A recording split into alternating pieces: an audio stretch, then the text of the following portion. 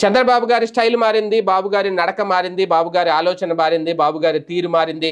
గతంలో చంద్రబాబు నాయుడు కాదు, ఇప్పుడు 4.0 పాలన అందిస్తున్న చంద్రబాబు, ముఖ్యమంత్రి చంద్రబాబు మొత్తం ఆయన పాలన మొత్తం స్టైలే మార్చేశారు. ఏంటి అంటే తన మన అనే భేదాలు చూపించట్లేదు. ఎవరైనా ఒకటే, పనితీరు సరిగ్గా లేకపోతే ఖచ్చితంగా వాళ్ళకి హెచ్చరికలు పంపిస్తున్నారు, వార్నింగ్లు ఇస్తున్నారు, తర్వాత పరిణామాలకు మీరే బాధ్యులు అంటూ అలర్ట్ చేస్తున్నారు. ఇప్పుడు అదే ఒక్కొక్క రకంగా తమ్ముళ్ళ గుండెల్లో రైళ్లు పరిగెడుతున్నాయట.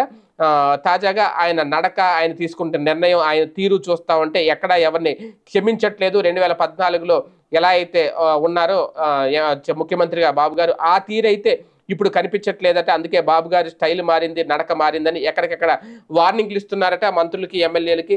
ఎక్కడికక్కడ సర్వే రిపోర్ట్లు తెచ్చుకుంటున్నారు. పనితీరు సరిగ్గా లేకపోతే ఖచ్చితంగా మీ స్థానంలో వేరే వాళ్ళు వస్తారు, బీ కేర్ఫుల్ అని చెప్తున్నారట. తనదైన స్టైలులో తాజాగా ఎమ్మెల్యేలతో ముఖాముఖి సమావేశాలకు సందర్భంగా చంద్రబాబు నాయుడు గారు కొన్ని కీలక ప్రకటనలు చేశారు.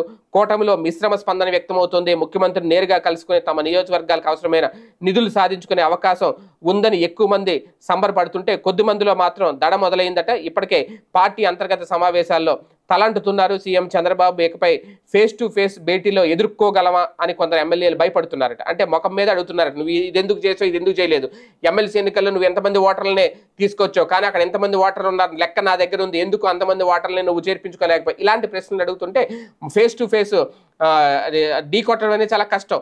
ఫేస్ టు ఫేస్ మాట్లాడలేకపోతున్నారట చంద్రబాబు నాయుడు గారితో. అంటే 4.0 కంప్లీట్గా ఒక సీరియస్ సీఎంని చూస్తున్నారు తెలుగు తమ్ముళ్ళందరూ కూడా. అందులోకి కొత్త వాళ్ళు కూడా ఈసారి ఎక్కువగా ఉన్నారు, పాత వాళ్ళకంటే ఆయన అలవాటే. సో ఈసారి గనక చాలా అప్రమత్తంగా ఉండకపోతే 2029లో మళ్ళీ అధికారంలోకి వచ్చే దిశగా పని చేయకపోతే ఒక్కరిని కూడా క్షమించేది లేదు అని తేల్చెప్పేస్తున్నారట.